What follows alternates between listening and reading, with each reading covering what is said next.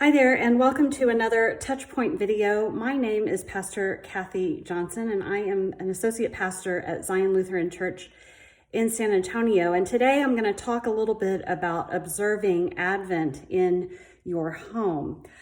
Advent is the season that brings us to or helps us prepare for the birth of Christ. And then, of course, Christmas is the season in the church year in which we celebrate the birth of Christ.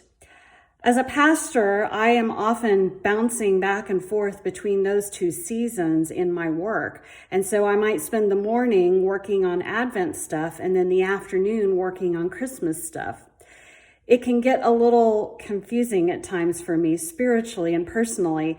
So one of the things that I found to be helpful to help my spirit sort of stay grounded during the Advent season is to have a few simple things that we do around our home to observe Advent. And I'm going to walk you through what those are. So this probably looks a little silly on camera. It's just a string with a bunch of little bags on it, and each bag has a number. This is an Advent calendar I found on Etsy, and I hang it up on our mantle at the beginning of December, and it helps us count down the days till Christmas. I put little treats in it, both for us and for the dogs, of course, and it just sort of helps us mark our time until we get to Christmas. To help my spirit this year, I found this, and I'll put the website on the bottom of the screen here, but I found this really neat printable that has all of these stars on it that include the dates.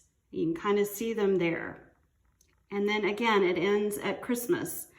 And what I've decided to do this year is to focus on gratitude. So each day of Advent, I will be writing in the star something for which I am grateful.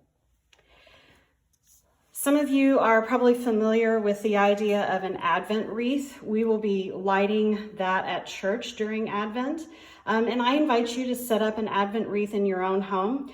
When Steve and I were first married, we didn't have a lot of money to spend. We went to IKEA and just got some of these really simple purple little tea light holders. And I got 4 of them, and that was our Advent wreath as it was for many, many years. Eventually, I asked my father-in-law to make this wooden one for me. And so now I use this more for Advent. When we get our tree, I cut greenery, and I put greenery around it carefully because of the candles. But it works really, really well, and because it was handmade by my father-in-law, it's all the more precious to us. So if you want something like this, talk to your favorite woodworker and maybe they can make something for you. However you choose to observe Advent in your home, it can be such a holy time. It can be a time to remember your blessings, to be grateful to God for the blessings that you have. It can be a time to focus on people and the holiness of time as opposed to stuff. And those are some of the things that I really choose to focus on in Advent every year, especially since it's such a busy time usually on our schedules and on our calendars. A lot of times we're rushing from thing to thing, from place to place, from party to party, from event to event, whatever. Maybe there will be a little bit less of that this year. And maybe this then is the perfect year to figure out what are some Advent traditions that you can either begin or maybe start again, or maybe you can keep going with and maybe even observe even more holy in your homes this year.